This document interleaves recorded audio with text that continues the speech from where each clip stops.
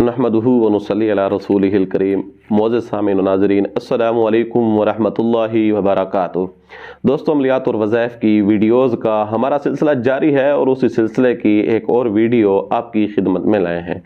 आज की वीडियो का उन्वान है कर्ज़ वापस करने का वजीफ़ा। कर्ज़दार बंदा जो होता है, जो मकरूज़ होता है, यकीन जानिए वो एक कर्ब के अंदर, एक ऐसी तकलीफ़ के अंदर, एक ऐसे गम के अंदर, एक ऐसी परेशानी के अंदर मुब्तला होता है जो जिसके ऊपर बीत रही होती है। ये गम वो बंदा खुद ही इसको बता सकता है, बल्कि ये गम ऐसा है जो बताया भी नहीं जा सकता बल्कि महसूस किया जाता है।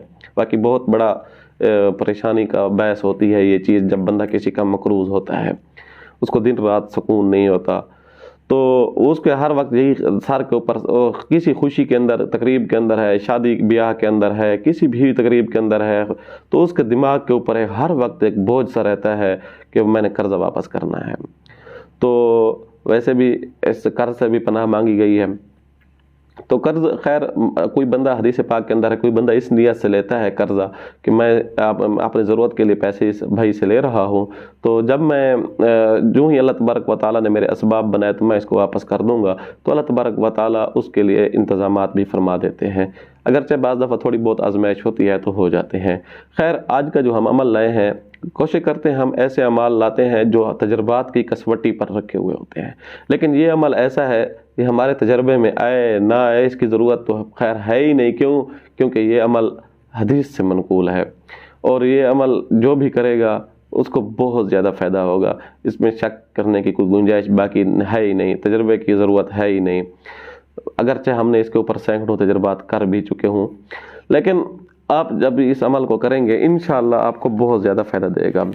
इससे एक फ़ायदा ये होगा कि आपका कर्ज़ वापस आएगा, आप कर्ज़ लौटा देंगे। जिसका कर्ज़ा, जितना भी आपके ऊपर कर्ज़ा है, पहाड़ों जितना कर्ज़ा है, तब भी आप लौटा देंगे। दूसरा फ़ायदा ये होगा, इससे आपके अंदर एक यकीन की सूरत पैदा होगी। ज़ाहिर है, जब इंसान के अंदर एक यकीन की सूरत पैदा होती है, ईमान मजबूत हो जाता है, यकीन मजबूत हो जाता है, तो फिर बंदे को एक कल्बी सुकून भी महसूस होना शुरू हो जाता है। बंदे का दिल मुतमईन होना शुरू हो जाता है। ज़ाहिर है, जब दिल मुतमईन ना हो, दिमाग मुतमईन ना हो, तो फिर इंसान की नींदें भी उड़ जाती हैं, तबीयत भी डिस्टर्ब होना शुरू हो जाती है, मुख्तलिफ़ किस्म के अटैक होना भी शुरू हो जाते हैं।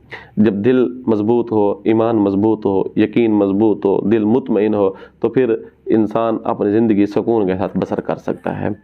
इस वजीफ़े से आपका दिल भी मुतमईन होगा, यकीन भी मजबूत होगा, ईमान भी मजबूत होगा, और इसका फ़ायदा ये भी होगा इंशाअल्लाह आपका कर्ज़ जल्दी से जल्दी अल्लाह ताला ऐसा इंतज़ाम फरमाएंगे कि आपकी अकल दंग हो जाएगी इंशाअल्लाह। ऐसी दुआ अमूमन और दूसरा बंदा इस दुआ को जानता भी है, लेकिन इससे पूरा फ़ायदा नहीं उठा पाते।